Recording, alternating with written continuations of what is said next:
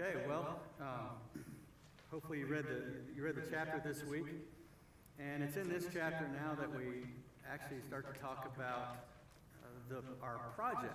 Because remember, when we started this book, we said we're going to get to a certain chapter, and then it's going to be like a personal growth project. So if you look on the handout you got tonight, kind of at the bottom, that section, and then on the back page, it describes that project, at least the beginning of it, the start of it. So we want to examine an area of our life. We want to examine our life and pick an area, pick something that we struggle with and that we want to see. We want to grow in that area. We want to see growth in our lives. And so when trials come, temptations come, that we respond in a God-honoring way. And so this project, from now through the end of this book, will start to focus on these things. But as you read this at home and you consider the different areas of your life, and here it gives you several examples. And it says here, like, you may pick something relatively small. And it says, for example, biting your fingernails or breaking the speed limit. So I'm not sure how small breaking the speed limit is. I mean, I guess it's how much you break the speed limit, maybe. But the point is, you can choose something that may seem small to you, or you can pick something that may seem very big to you, some major sin issue in your life. And he lays out some examples here.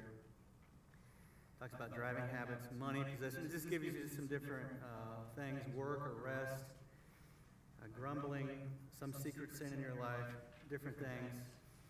So this week, think about that. Think about what area do you want to focus on as we continue to go through this book.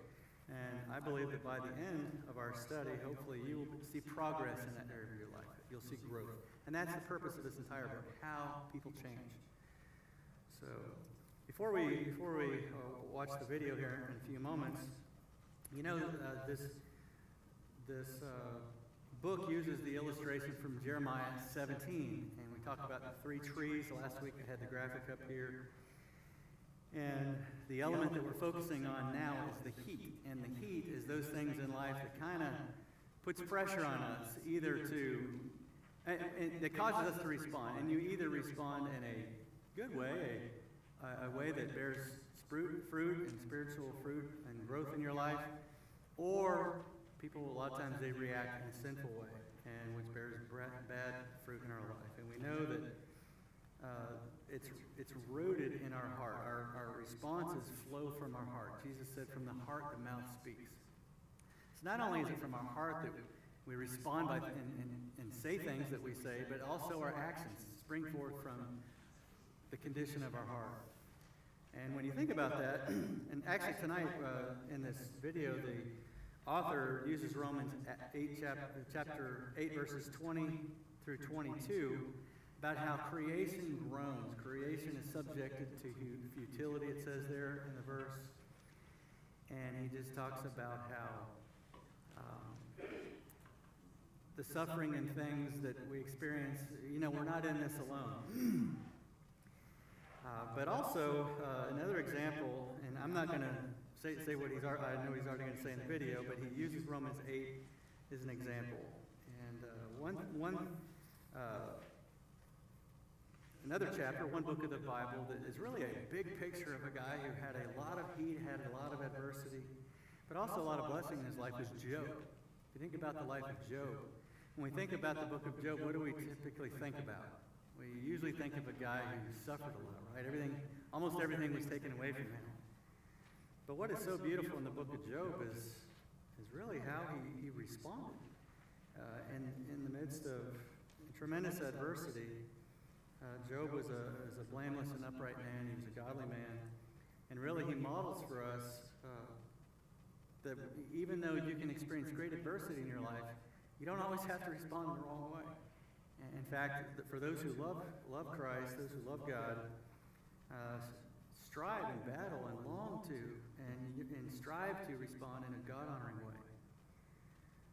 And here in chapter 1 of Job, we see here that God speaks of Job as a man who feared the Lord, who was blameless in all his ways. And Satan the Lord says, have you considered my servant Job? You want to destroy people's lives, and you want to bring bad reproach. You want to bring up reproach against people. What about my servant Job? And because it says here that Satan, the Lord asked Satan, verse 7, from where do you come? And he said, from roaming about on the earth and walking around on it. And the Lord said to Satan, have you considered my servant Job? Because you know, in Peter, he says, the devil roars around like a lion seeking whom he may devour. And so here he's doing it in the Old Testament. And then the Lord says, well, have you considered my servant Job? In other words, let me point out somebody to you that maybe you haven't considered. He said, for there is no one like him on the earth, a blameless and upright man, fearing God and turning away from evil. Then Satan answered the Lord, does Job fear God for nothing? Have you not made a hedge about him and his house and all he has on every side? You have blessed the work of his hands, and his possessions have increased in the land. But put forth your hand now and touch all that he has, and he will surely curse you to your face. Imagine. But then the Lord says to Satan, behold, all that he has is in your power. Only do not put forth your hand on him. So Satan departed from the presence of the Lord. So here in this passage, it's God who offers Job to Satan. He says, look, you're going around the earth trying to devour people, but what about Job?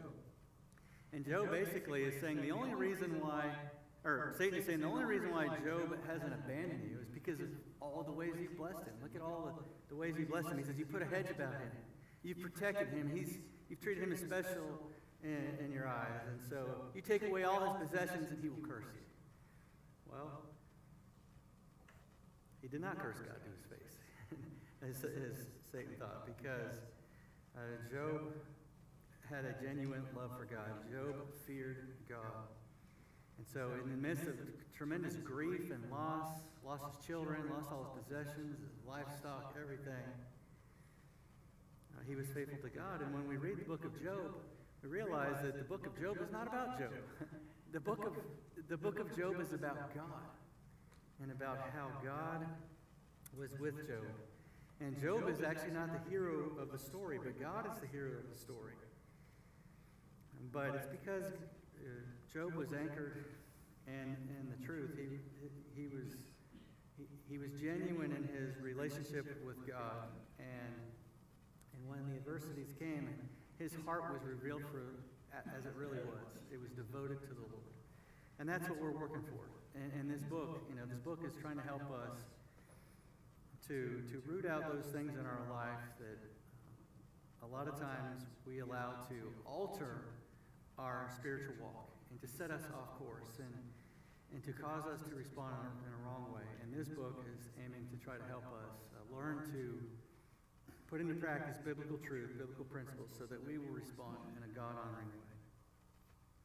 So we'll go ahead and roll the video, and then we'll break up into discussion groups again. And on your handout, there's some questions that comes out of 1 John chapter 5 about how do we deal with sin in our life? Okay, how do we deal when we respond in a wrong way? What should we do to prevent ourselves from responding that way again? And how can we right the ship? How can we put ourselves on course to respond rightly to the Lord? So we'll talk about that in our groups. And then some of the application points that come from this chapter. There's some of the central points of application. And then there's some personal ways to apply the teachings of this chapter. And then the relational is how that works outwardly towards others, how we can put that into practice outwardly towards others. So we'll go ahead and